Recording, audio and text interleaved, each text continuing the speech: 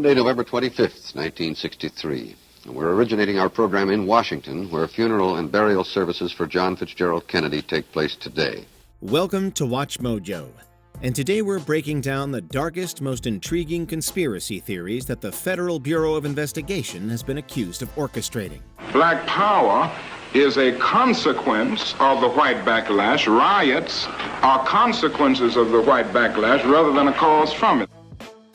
Tamerlan Tsarnaev was an FBI informant. Well, there are still 34 victims of the Boston Marathon bombing in the hospital this evening, one in critical condition. Meanwhile, one of the men suspected of maiming them all rests in fair condition under heavy guard.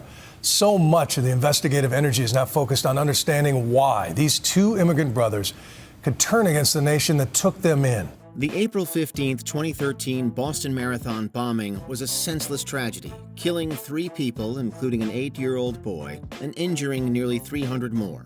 The perpetrators, brothers Tamerlan and Dzhokhar Tsarnaev, were identified by the FBI 3 days later, with Tamerlan shot to death in Watertown, Massachusetts by local police officers. The Boston bomber obviously buried here yesterday morning. The owners of the cemetery say they disagree with his actions, but from a religious standpoint, they felt he needed to be returned to the earth. As you can imagine, local leaders and local residents continue to ask, why us?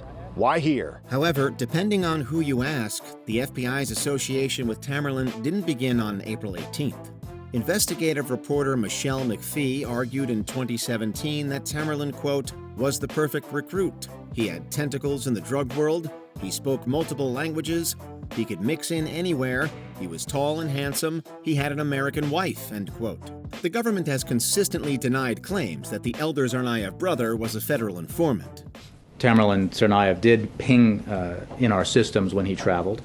But we also know that the FBI did a thorough investigation in 2011 and did not find any terrorism activity, foreign or domestic. The FBI had advanced knowledge of the Pearl Harbor attack.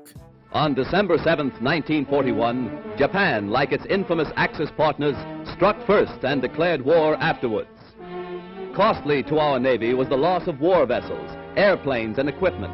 But more costly to Japan was the effectiveness of its foul attack in immediately unifying America in its determination to fight and win the war thrust upon it. The Battle of Pearl Harbor was an out-of-the-blue military strike by the Empire of Japan that essentially forced the United States into entering World War II.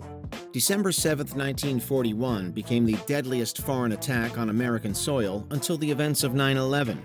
First to feel the sting of Japanese steel are the USS Oklahoma and Utah, the latter a 33-year-old target ship. Accurate hits by the enemy bombers make short work of these two naval bulwarks. Now, with their keels practically out of water, they lie helpless wrecks and a sad reminder of cowardly strategy. Some conspiracy theorists have asserted in the years since that the attack on Pearl Harbor was hardly a surprise and that high-ranking U.S. government officials had foreknowledge of what was to come. Yugoslavian businessman and double agent Duško Popov, who worked for the Abwehr and MI-15, claimed that he had broached the possibility of such an attack to the FBI, but was brushed aside and considered paranoid by the organization. It just so happens the Germans were doing a little bit of work for the Japanese. The Japanese had asked the Germans to collect some data. The Americans had the equipment to actually magnify the microdot and to read the questionnaire. And wouldn't you know, the questionnaire included questions about Pearl Harbor. The Viola Liuzzo incident. It's everybody's fight. That was Viola Liuzzo's reaction after witnessing the televised assault on civil rights protesters in Selma 58 years ago this week. The shameful, embarrassing case of civil rights activist Viola Liuzzo still haunts the FBI. Liuzzo, who was moved to pursue such advocacy in the wake of the violent Bloody Sunday protests in Selma, Alabama, was killed by local Ku Klux Klan members. Crucially for our list today, one of the men, Gary Rowe Jr., was an FBI informant. The Klansmen were ultimately arrested but acquitted by an all-white male jury. 3 were later convicted in federal court and sentenced to only 10 years in prison. As an attempt to draw attention away from the Bureau's involvement, J. Edgar Hoover conspired to accuse Liuzzo of having been on drugs and involved in an intimate encounter with her black colleague. Liuzzo's children learned the truth in 1978, having obtained sealed documents through an FIOA request. A lawsuit they filed against the FBI was dismissed in 1983. My little sister coming home from school had people in the neighborhood throwing rocks at her and sticks. These are adults. FBI informant Whitey Bulger was allowed to continue his criminal enterprise. We're still hearing from James Mara. He's an investigator with the Department of Justice who reviewed Whitey's informant file over the years. He specifically probed Whitey's relationship with his former handler, John J. Conley Jr., who's going to prison for providing tips that led to murders. If this next entry sounds like it was ripped straight from a Martin Scorsese crime movie, that's probably because the director's Oscar-winning 2006 film The Departed was loosely based on Bulger's life and affiliation with the FBI. Bulger, who ran a sect of the Irish mob just northwest of Boston, worked as an informant for the organization starting in 1975. Mario is saying he investigated those tips, investigated a lot in Whitey's file, and what he's found is that Bulger, in spite of the gangster's denial of being an informant, he was allegedly ratting out people throughout the years, everyone from the mafia to some of his own associates. The widely feared career mobster made proverbial lemonade, using his relationship with the Bureau to quote-unquote take out witnesses, his enemies, and others who had the misfortune of crossing his path. Once it was leaked that the FBI had effectively condoned Bulger's horrific conduct in 1997, the organization was lambasted for its perceived corruption and turning a blind eye to get what it wanted. The 300 heavily redacted documents show the FBI knew Bulger was involved in several crimes before agents recruited him as an informant. In November of 1974, the FBI investigated Bulger for extortion. One document indicates that Bulger and others had threatened a witness. Quote, "The threats have included bodily harm, and he," meaning the witness, "is in constant fear for his life." The FBI didn't take 9/11 threats seriously. Agent Gary Lagore says their focus before September 11, 2001 was on everything but terrorism. Our priorities were other things at the time, organized crime, bank robberies, all of those things that at the time took up the bulk of our work. The deadliest foreign attack on the United States claimed nearly 3,000 lives, which gives it the tragic, unfortunate distinction of being the most lethal terrorist attack ever conducted. In the immediate aftermath of the attacks, various government officials denied knowing that terrorists were capable of using airplanes as missiles. 10 years ago, it took me 9 months to get one meeting at the cabinet level to talk about al-Qaeda. And that meeting occurred a week before 9/11. And what happened after the meeting? Nothing. A damning 2002 Chicago Sun-Times article asserted that, quote, the FBI had advanced indications of plans to hijack U.S. airliners and use them as weapons, but neither acted on them nor distributed the intelligence to local police agencies, end quote. Additionally, national security expert Richard Clark accused the FBI of having the eventual hijackers' names, given the breakneck speed at which they were identified. All 19 of the hijackers were in the U.S. on legal visas, issued in their true names with no real background checks. Officials say today that would not happen. It's very hard to get a visa to enter the United States if your name even sounds like a terrorist. The disappearance of Jimmy Hoffa. Big business and the government are trying to sow the seeds of dissent among our ranks at a time when we need unity. We need solidarity. Labor union leader Hoffa was a highly controversial figure in his lifetime. On the one hand, he was praised for his adamant support of workers' rights. On the other, he was well known for his involvement with organized crime, and regularly associated with individuals accused of having mob ties. His 1975 disappearance, aged 62, has been heavily debated, scrutinized, and pored over. They're all gone. Russell, Angelo, Salerno, Pro, Dorfman, Sally Buggs, they're gone. Who are you protecting? You know who's not gone? Mr. Hoffa's family, his children. They're here, and they gotta live not knowing. Hoffa's body has never been found, which has led to several conspiracy theories as to what happened to it. chiefly among them that the FBI or some other federal agency had Hoffa taken out.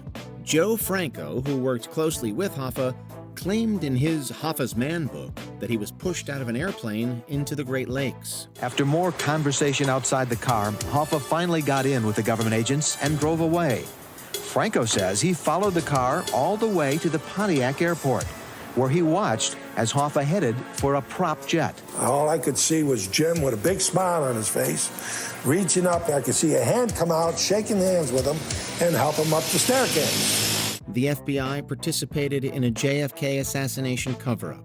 From Dallas, Texas, the flash, apparently official, President Kennedy died at 1 p.m. Central Standard Time, 2 o'clock Eastern Standard Time, some 38 minutes ago. The November 1963 assassination of President John F. Kennedy is now the stuff of American legend. The 35th president was shot and killed almost instantly during a presidential motorcade in Dallas, Texas. As the official story goes, the assailant was former U.S. Marine Lee Harvey Oswald, who was killed just 2 days later by Jack Ruby. He's been shot. Lee Oswald has been shot. The 1979 U.S. House Select Committee on Assassinations determined that the original FBI investigation was flawed, suggesting a cover-up. The 1992 book, JFK, The Last Dissenting Witness, alleged that eyewitnesses to the assassination had been intimidated by the Bureau into changing their stories. The Warren Commission, the federal committee that had initially been tasked with investigating the assassination, was additionally unable to conclusively determine that Oswald had been an FBI informant. I want to correct anything that might have been misinterpreted or misunderstood, and that is regarding information that the FBI might have had about this man. I do not know if and when the FBI has interviewed this man. Before we continue, be sure to subscribe to our channel and ring the bell to get notified about our latest videos. You have the option to be notified for occasional videos or all of them. If you're on your phone, make sure you go into Settings and switch on your notifications. The true story of COINTELPRO. Any black leader with charisma was a target of the government's COINTELPRO program. And that's stated in their own objectives of the program. Who are you? You don't know. Don't tell me Negro, that's nothing. What were you before the white man named you a Negro? And where were you? This series of covert FBI operations sounds so fantastical and sensationalized that it would be easy to dismiss it as the ramblings of unhinged conspiracy theorists. However, the Counterintelligence Program, or COINTELPRO for short, was anything but the subject of an Oliver Stone film. For 15 years, the FBI trailed, surveilled, and otherwise illicitly intimidated individuals that it deemed potential enemies of the state. We can step back from it and say, regardless of their success, whether they were the ones who pulled the trigger, this gives us an idea of what their intent was, what they were willing to do, what their political viewpoint was, and what ends and what unconstitutional and violent ends they were willing to adopt and use. These included such notable figures as Martin Luther King Jr. and organizations like the Black Panther Party. Some of its methods included smearing its targets by planting false stories, having them locked up, or even assassinated. Although COINTELPRO was disbanded in 1971 following a press leak, accusations that the FBI continues to employ those same methods persist to the present day. To kill the brother because he had began to take meaningful steps towards gaining the freedom for his people. He was taking steps to internationalize the black man's struggle and to take it to the United Nations, to take it diplomatically to the other countries around the world. Which conspiracy theory shocked you the most? Let us know in the comments below. The FBI is under no obligation to come to us with any information concerning anyone. They have cooperated with us in the past 100%.